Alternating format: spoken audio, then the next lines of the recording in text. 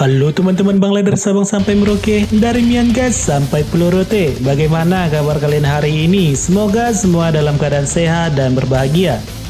Hari ini kita akan mengulas film yang berjudul 127 Jam. Film dirilis pada tahun 2010 yang diangkat dari kisah nyata. Film mengisahkan seorang pendaki gunung dan petualang yang bernama Aaron Ralston, di mana ia berpetualang di Blue John Canyon. Di awal semua tampak begitu baik, sampai saatnya ia terjatuh ke dalam celah dinding bebatuan. Akibat hal itu, tangannya pun harus terjepit di sebuah bongkahan batu yang besar.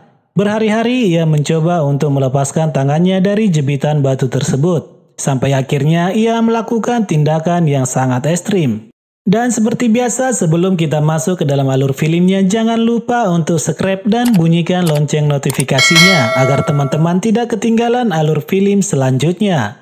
Dan fokuskan pikiran, lupakan mantan, lupakan tagihan pinjaman online, lupakan kreditan barang-barang, dan mari sama-sama kita katakan, ngeri kali lai.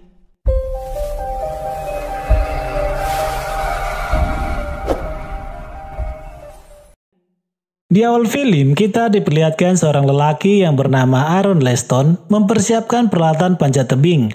Setelah dirasa peralatan itu sudah lengkap, ia pun segera memacu mobilnya meninggalkan hiruk-pikuk perkotaan dan pergi ke sebuah tempat yang disebut Blue John Canyon.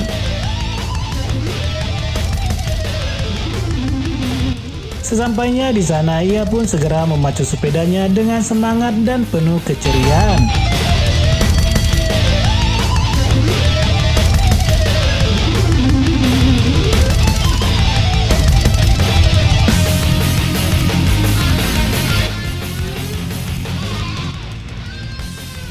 Terlihat sesekali ia merekam kegiatannya tersebut.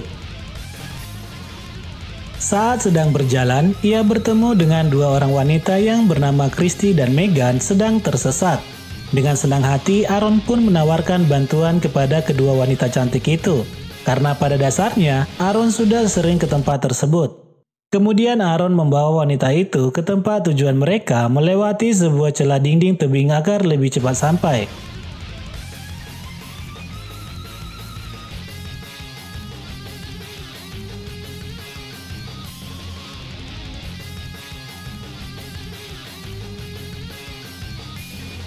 Dan secara tiba-tiba, Aaron menjatuhkan dirinya. Terlihat Christy dan Megan cemas akan apa yang Aaron lakukan. Namun saat Aaron berteriak dan memanggil nama mereka, Christy dan Megan pun terjun ke bawah, jatuh ke dalam air yang begitu tampak segar.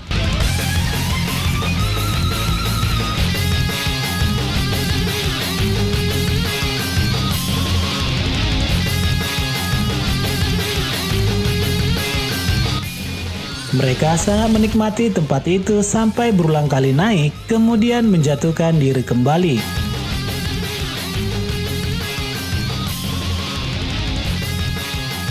Setelah selesai dengan kegiatan itu, Aaron pun berpisah dengan Christy dan Megan di sebuah persimpangan. Namun sebelum berpisah, mereka foto selfie dahulu. Tidak lupa Megan juga menawarkan kepada Aaron untuk datang ke sebuah pesta esok malam. Dan perjalanan Aaron pun dimulai.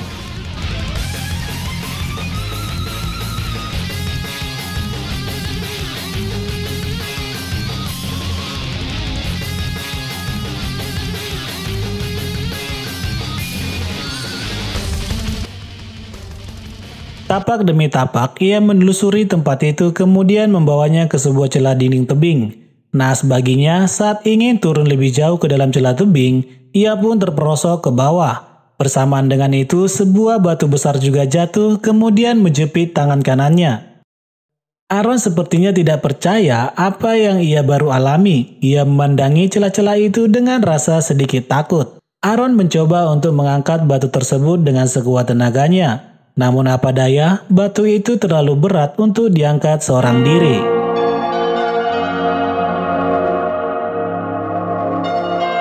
Ia kembali mencoba mendorong batu tersebut dengan bahunya berulang kali. Namun batu itu sama sekali tidak bergeser.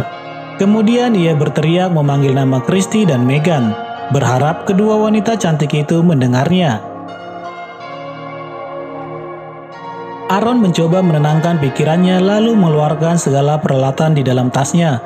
Ia mengambil pisau dan mengikis batu besar itu.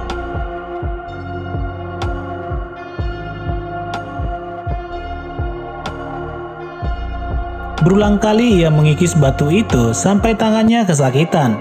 Usahanya lagi-lagi tidak berhasil. Bahkan mata pisaunya menjadi tumpul. Lelah dengan apa yang baru ia lakukan, ia pun mencoba mengaitkan sutas tali ke sebuah batu. Kemudian menjadikan tali itu sebagai tempat ia duduk beristirahat. Saat beristirahat, Aaron mengingat kenangannya ketika masih kecil bersama ayahnya di tempat itu. Lalu membuka kamera videonya dan merekam dirinya sendiri. Aaron memperkenalkan dirinya, nama kedua orang tuanya, dan tempat ia berasal. Di rekaman itu, Aaron meminta kepada siapa saja yang menemukan rekaman dirinya agar membawa rekaman itu kepada kedua orang tuanya. Tidak lupa ia juga memperlihatkan botol minumannya, di mana sisa airnya yang tinggal sedikit. Kemudian ia beristirahat. Esokan paginya kembali ia mencoba mengangkat batu itu dengan rakitan tali yang ia rakit sedemikian rupa. Sekuat tenaga ia mencoba mengangkat batu itu. Saat kelelahan dan kehausan, ia membayangkan minuman dingin yang begitu segar.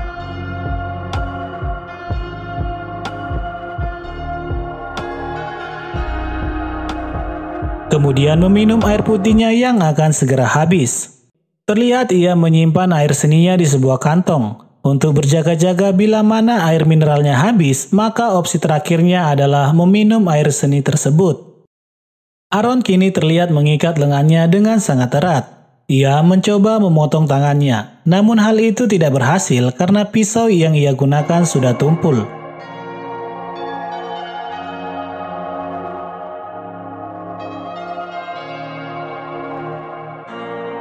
Dalam keadaan lelah dan tidak konsentrasi, tiba-tiba saja air mineralnya yang tinggal sedikit itu terjatuh dan mengurangi jatah airnya. Hal itu membuat Aaron semakin frustasi.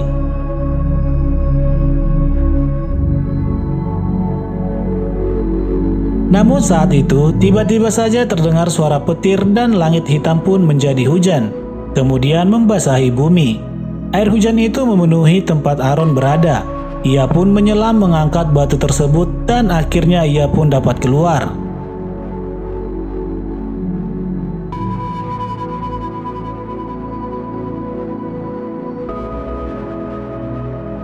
Aaron segera berlari menuju mobilnya. Ia pergi ke rumah seorang wanita, namun semua itu hanyalah mimpi.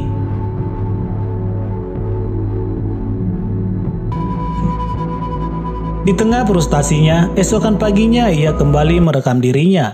Ia mencoba menghibur diri dengan menjadi seorang presenter. Hal seperti ini sering terjadi jika seseorang mengalami sebuah masalah dan tidak ada seorang pun yang dapat membantunya.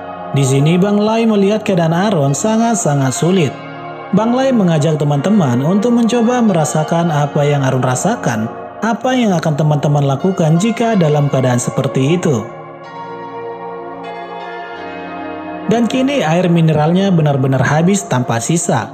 Dengan sebuah keputusan yang sangat sulit, ia pun menusuk tangannya dan meminum darahnya sendiri. Namun hal itu dia hentikan dan memilih untuk meminum air seninya, suatu pilihan yang sangat-sangat sulit.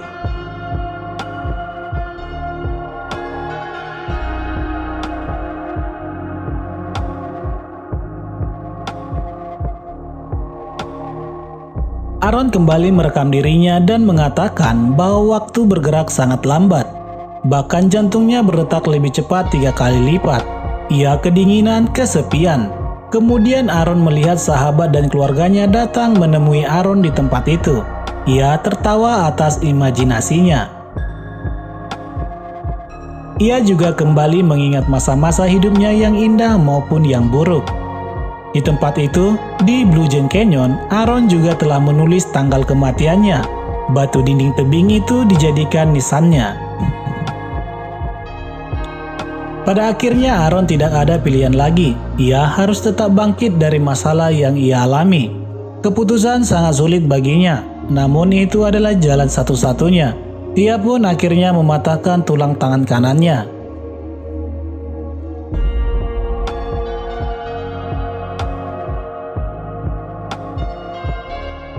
Lalu ia mengambil pisau yang tumpul itu dan merobek sedikit demi sedikit dagingnya sendiri.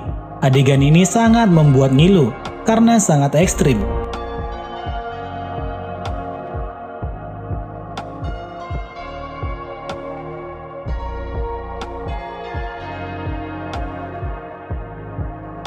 Namun ada satu hal yang lebih menyakitkan, yaitu saat Aaron memutuskan urat nadinya. Hal itu membuat telinga Aaron mendengking kuat.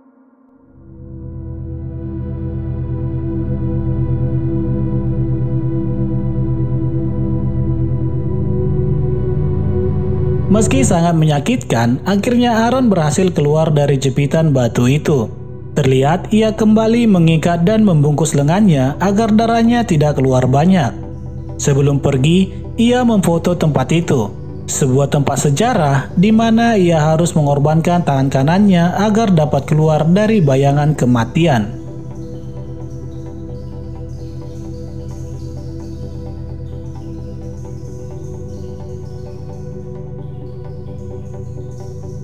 Setelah keluar dari tempat mematikan itu, ia segera menuju genangan air. Ia menceburkan kepalanya ke dalam air dan meminum air itu dengan sepuasnya.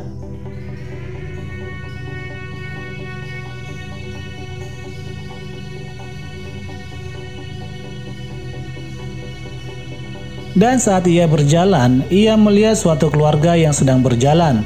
Aaron pun segera berteriak dan meminta tolong.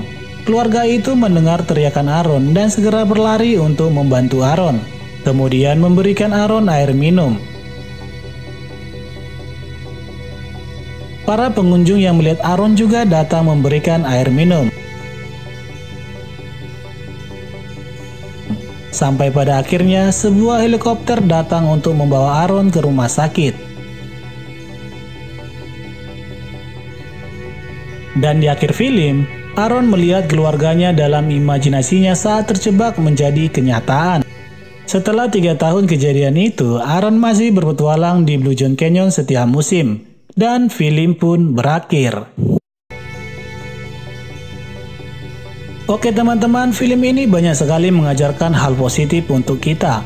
Semua manusia tentunya pasti pernah mengalami namanya sebuah masalah. Bahkan terkadang masalah itu harus membuat kita merelakan suatu hal yang sangat berharga dalam hidup kita.